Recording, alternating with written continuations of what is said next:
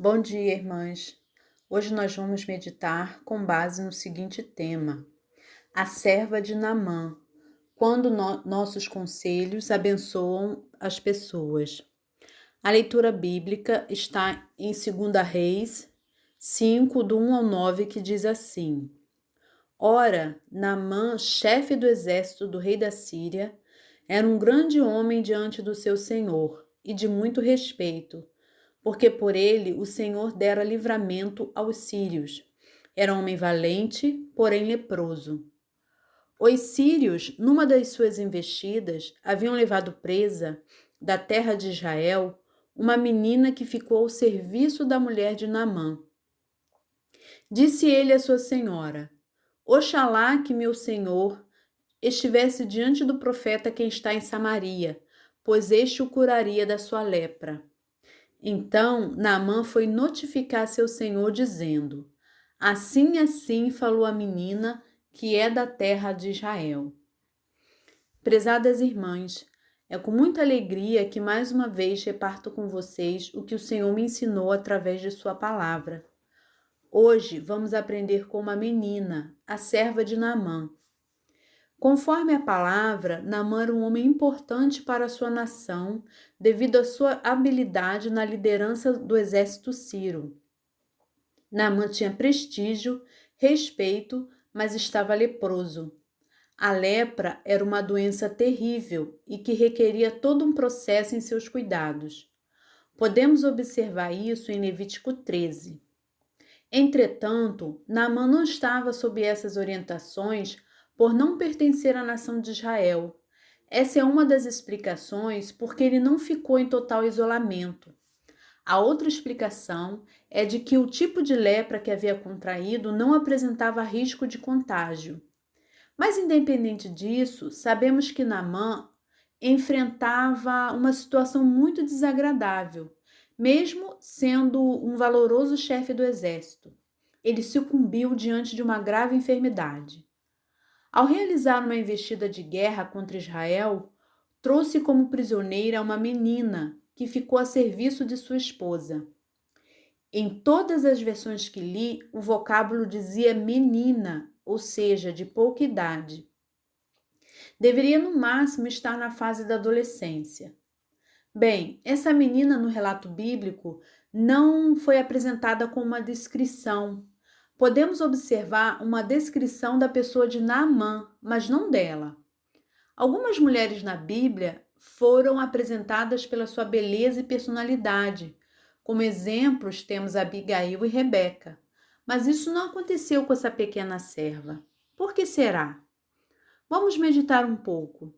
Ela fora retirada à força de entre os seus, de sua cultura. Ela praticamente perdeu seus direitos, não tinha outra escolha a não ser servir. A qualquer momento poderia ser vendida, até mesmo para uma pessoa de um outro povo. Em outras palavras, para os sírios, a identidade dela não valia mais nada. O fato de não haver mais registros sobre a sua pessoa nos ensina que o escravo ou a escrava tinha pouca importância. Ela é mencionada como a serva de Naamã. Mas algo que achei tremendo nessa passagem foi que, com apenas uma frase, ela contribuiu para que a situação na vida de Naamã fosse mudada.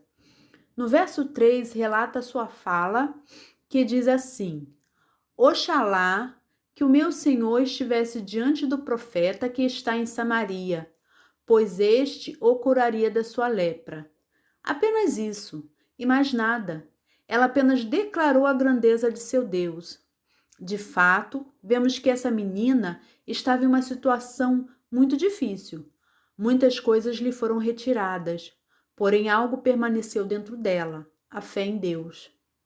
Vemos, portanto, o contraste entre essa menina e Naamã, duas condições completamente diferentes no aspecto social e espiritual.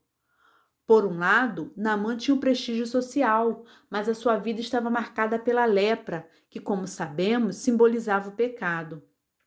Em contrapartida, vemos a serva de sua esposa, uma prisioneira, mas que tinha resposta para o seu problema.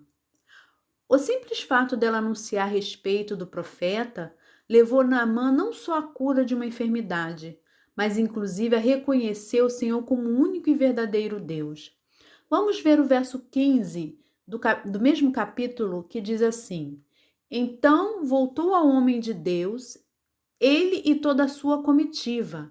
Chegando, pôs-se diante dele e disse: Eis que agora sei que em toda a terra não há Deus senão Israel. Agora, pois, peço-te que do teu servo recebas um presente. E também o verso 17. Ao que disse Naamã: Seja assim, contudo, deixa este teu servo terra que baste para carregar 2 mulas, porque nunca mais oferecerá este teu servo holocausto nem sacrifício a outros deuses, senão ao Senhor.